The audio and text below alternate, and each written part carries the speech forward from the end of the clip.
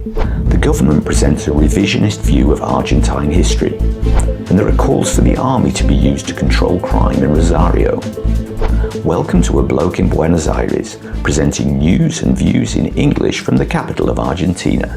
Please feel free to like, subscribe, and leave a comment. First, I have to say that not everything I'll be saying here is necessarily the complete truth as everyone sees it. It's just the observations of an outsider and what I see and hear. Sunday was March 24th, which is the accepted day of memorial for all those victims of state terror during the so-called Dirty War, spanning the last Argentine dictatorship from 1976 until 1983. It was a dark period that still casts a long shadow over Argentine society and politics. Despite the best efforts of succeeding governments, not all the ghosts have been laid to rest yet. Across the world, for good or ill, history is written by the victors, and so it's been in Argentina. The previous 20 years of left-wing governments, mostly under the Kirchners and their followers, did their best to build on what has become the generally accepted narrative for those times, that around 30,000 citizens of Argentina were disappeared, tortured and murdered by the evil dictatorship, members of whom were still mostly at large. The Kirchnerist government, in what might have been their only worthwhile contribution to the history of Argentina, went after those aging military men, stripped them of the immunities given by previous governments, put them on trial, and inevitably sent them to prison, or at least house arrest for the more aged ones, most of whom have since passed away. The whole process, while generally seen as about time, also had something of a taste of revenge, since many of those in the government, including the Kirchners themselves, had connections to victims of the dictatorship or those who fought against it. The new government is taking a somewhat revisionist view of the whole issue in those dark times. An alternative narrative is being pushed hard by the Vice President, Villarruel, who is from a military family with connections to many of those who've been accused and convicted of crimes against humanity. Villarruel has voiced support for the alternative view that the numbers of disappeared have been greatly exaggerated, and that it wasn't merely a period of state repression, but a war in which both sides committed atrocities, but only one has been held to account.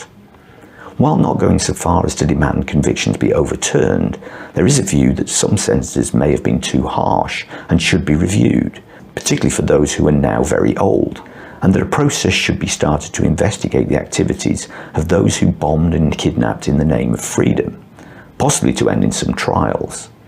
While this isn't something that President Milei himself has talked about much, he has stated that he shares the views of his vice president and is happy for her to pursue her revisionist agenda.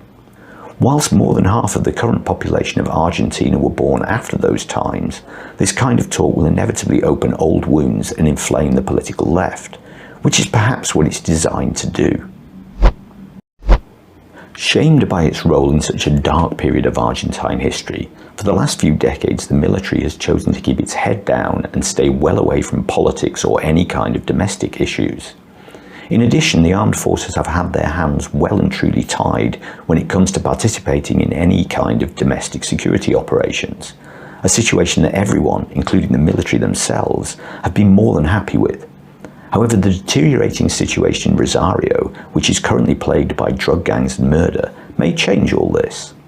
Security Minister Patricia Bullrich and Defense Minister Luis Petri, with the support of the President, are hoping for a new bill in Congress which will allow the armed forces to take a more direct role in police efforts against the drug gangs and organised crime, which they say now amounts to domestic terrorism.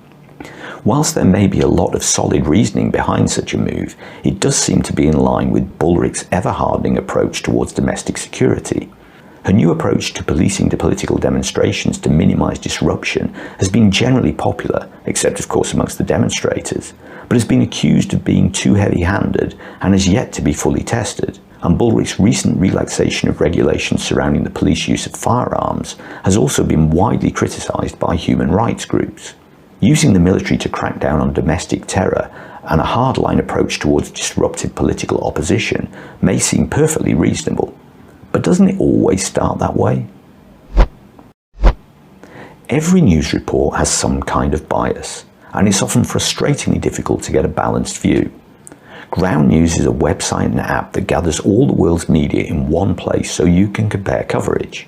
Ground News lets you see the story behind the story, using data-driven analysis that looks at things like the political bias, reliability, and ownership of news outlets. To get a 40% discount off a subscription to Ground News, click on the link in the description below. Thanks for watching. If you liked the video, please give it a like and subscribe to see more similar content. And if you want to support the channel, you can buy me a coffee in the link below. And until next time, que tengas un buen día.